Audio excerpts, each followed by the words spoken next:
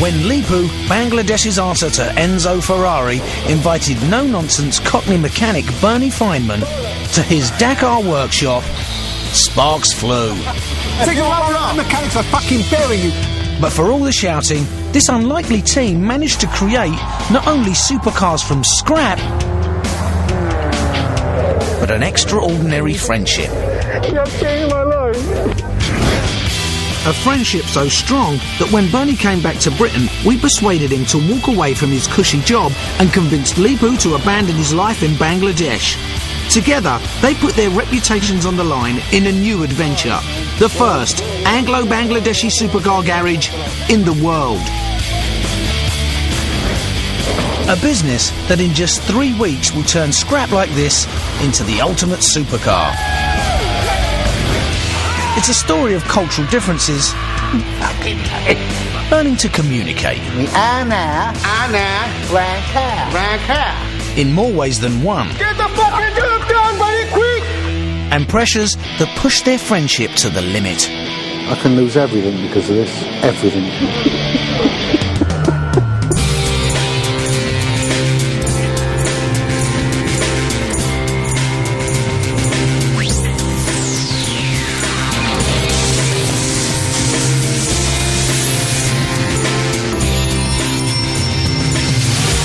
When Leepu and Barney made their first supercars in Bangladesh, the pair felt that they could conquer the world. Yes, made it!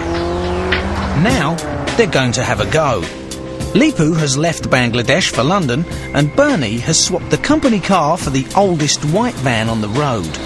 Together, they're going to build cars fit for streets paved with gold.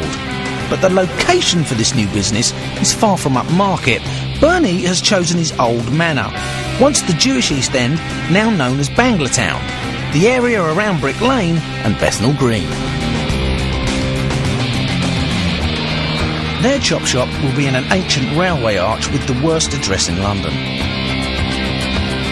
The neighbours are all in the taxi trade, and the street has a slightly run-down feel to it, which doesn't improve much when Bernie and his wife Lisa show Leepu inside what hopefully will become a supercar company.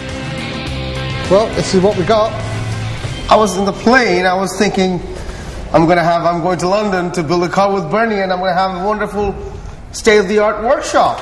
Not like in Dhaka. And what are you going to do in here? There's nothing here. Build cars, do the same here as Leepu done in Bangladesh. It's a business.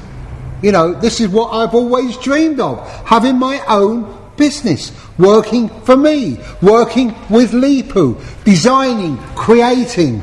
Bernie, this isn't a business. This is an empty shell with nothing in it. Remember the words which Leepu said to me in Bangladesh. Bernie, you've got no vision. You've got no vision. You've got no vision. You need some vision here. This is shit. Luckily for Bernie, Leepu can see things in rubbish that others cannot. Yeah, I got a feeling, Bernie. I like your guts, I like your drive, and I like seeing you a young again. For Bernie, the stakes are high. This might be the worst address in London, but it's still London, and that means it's expensive.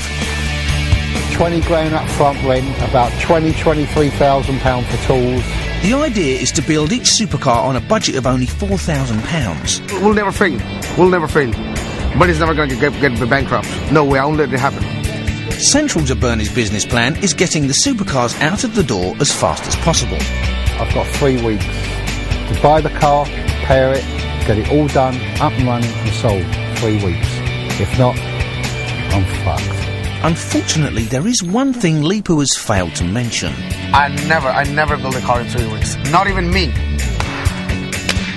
Perhaps Bernie should have worked that out before, as most custom cars take 3 months or more to make, but it's a bit late for that now. Bernie's left his job, and Leepu has given up everything. So, with a budget of only £4,000 and a totally unrealistic schedule, each supercar is going to have to be created from a wreck that someone else has thrown away.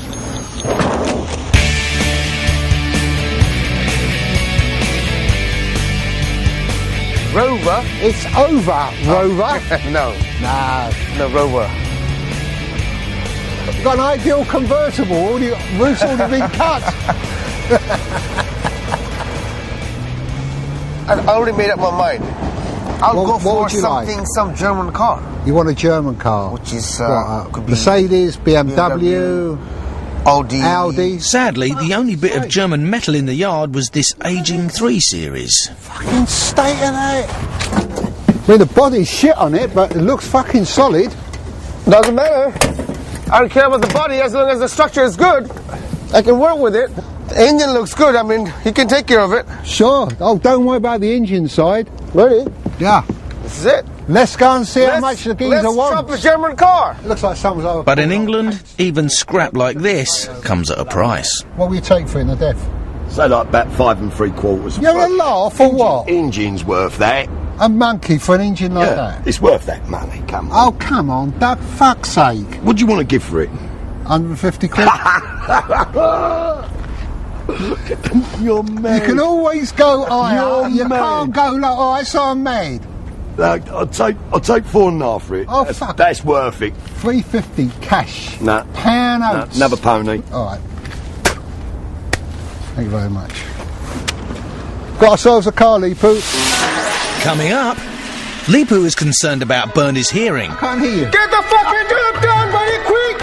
But behind all the fun, the reality of building a supercar on only a £4,000 budget begins to bite. I've had to find a place that would do them at the cheapest price which we can afford. Fuck the cheapest price. Price won't do shit to me, Bernie. Price won't do shit. I have to get the fucking car done, Bernie.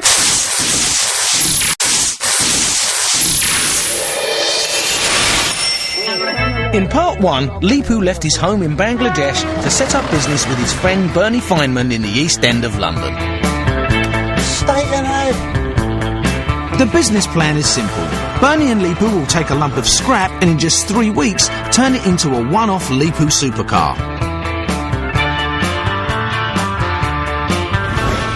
It's a huge risk. Not only do the cars need to sell for more than they cost to build, This ain't cheap, my son. Right? It's a lot of money. but the pair have hired their first members of staff. This is magic. Fresh from Poland, Bernie is keen to teach him English. Do that. Now repeat after me. 2 elephants went up the hill and parted.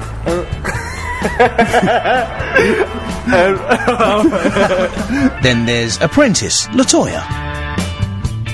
A girl. A girl? A girl, yes. And you know, a woman. She might not know much about mechanics, but she does know how to woo an old man. I'm on my knees. Where's the song? I am a poor wayfaring stranger in that my land to which I go. Finally, Leepu has brought his brother Zia, welder and panel beater. Back in Bangladesh, Zia was Leepu's right-hand man, and he showed Bernie how to do things Bangla style. It's these two Elvis Wallers who Bernie is hoping will be able to bash this aging BMW into the sexiest supercar on the streets.